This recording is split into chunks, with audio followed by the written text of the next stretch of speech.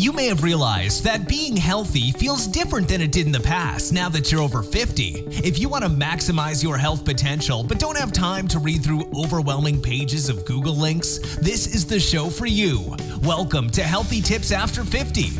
We love doing the research, finding solutions, talking to health experts, and learning what works and what doesn't. Now, your host. She spent the last 25 years dedicated to feeling her best and is here to share her best findings with you, Susan Rosen.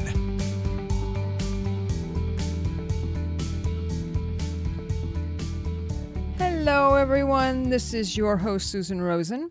And this week, I'm going to be talking about something that has to do with health and wellness. But it's not something like eating or exercise. This is something a little different.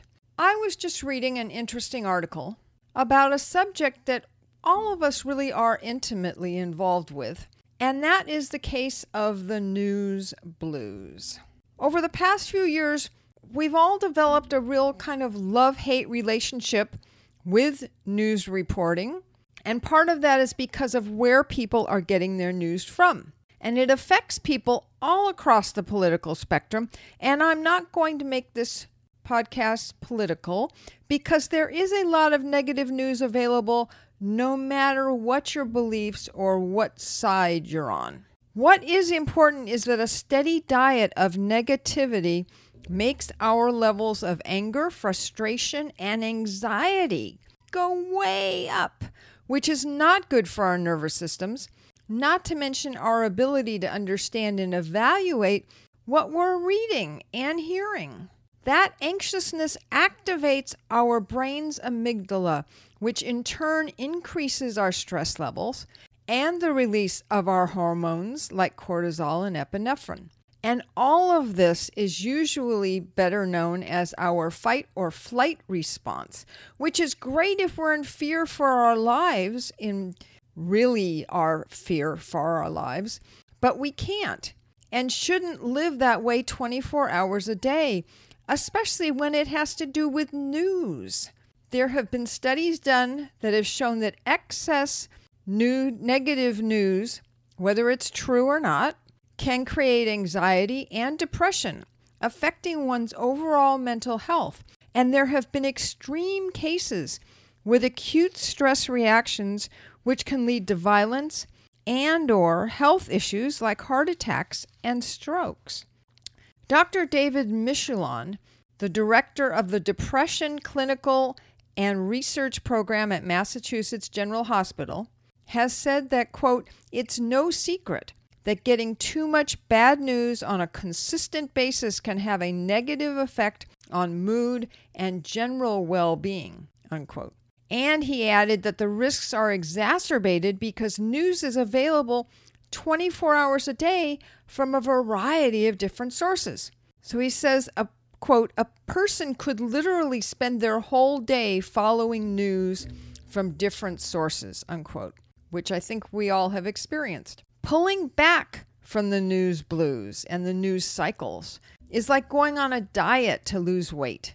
We need to dial back the amount of time spent reading the same information over and over and looking for other sources saying the same thing.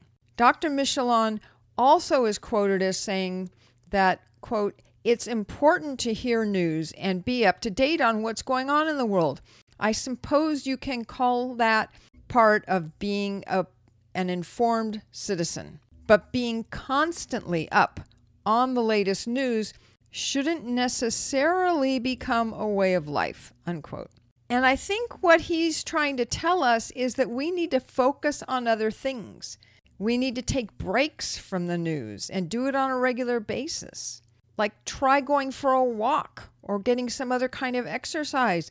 Visit with friends or family. Watch a movie. In particular, take a break before you go to bed to let your brain calm down and your hormones to settle. You'll get a much better night's sleep and feel better in the morning if you're not riled up before you try and go to bed, but instead are calmer and focused on something you love or enjoy. Some other suggestions to cure the news blues is to stay away from commentary and editorial articles and shows, as well as social media, especially before bed, and or if you have an indigestion problem to start with.